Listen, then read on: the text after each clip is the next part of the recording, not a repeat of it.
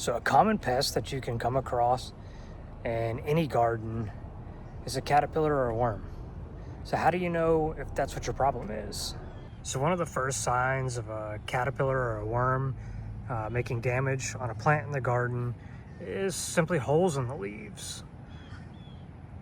And we're looking around, there's lots of holes on this plant, but we don't really see anything. Worms and caterpillars are often feeding in the afternoon into night hours when it's not as hot outside. They really need that protection from the sun so they don't dry out. There are some exceptions to the rules. You can find army worms and tomato hornworms often during the daytime, and you can find them in abundance. They've often positioned themselves in some form of shade or on the underside of a leaf, protecting them from the sun. One of the other things that could be causing holes in the leaves sometimes are snails. We usually can find those in or around the garden. Here in this particular garden, it's not uncommon to see these all the time. In fact, looking around the edges of the beds here, there's one there.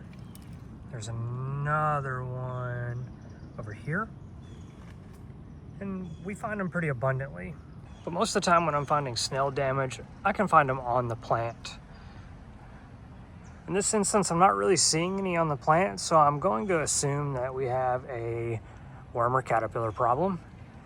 So what we like to do is we like to come out at night and we'll use a flashlight or the light on my phone, and we'll kind of shine from the underside of the leaves and see if we can cast any shadows of some of the worms.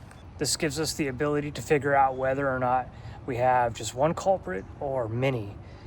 A lot of times if we just find one worm, we're gonna pick it and throw it and get rid of it, remove it from the environment. Spraying is always gonna be our last option. Now obviously behind me, you can see this plant is wilty, we know. It's getting a lot of really hot afternoon sun. We give it plenty of water, but it's its natural defense. And you can also see it's got a lot of holes in the leaves, but that's okay. The plant's still growing. It's still putting on some blooms, and we've just now stopped getting production out of it. And our goal here is to basically hang on to this guy and keep him happy until the temperatures begin to drop in the fall. And then we're gonna get a second round of production without having to start over with new transplants. And if in the event that handpicking the worms or just controlling them naturally is not working, then we'll use some kind of control. We're oftentimes going to use BT as our control method. It's an organic option that targets worms and caterpillars. It's a bacterium which will cause basically the worm's gut to rupture and they'll die internally or from the inside out. They have to consume it, so we'll spray it on the foliage, making sure we get a good even coverage. And as they come out for their feeding and consume this, then it's going to actually take care of the problem for us. Now, if we get a rain like we did today, we might have to reapply. We might have to reapply and make that application again if our problem continues. Sometimes I like to remind myself that worms and caterpillars often turn into pollinators. They bring huge benefits to the ecosystem on our properties and gardens, and sometimes we just leave them alone.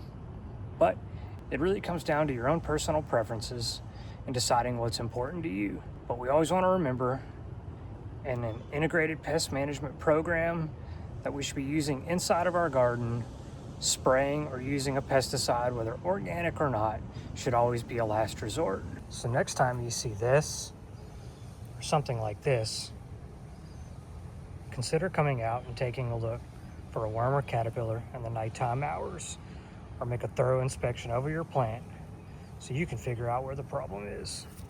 Thanks for watching, and we'll see you next time.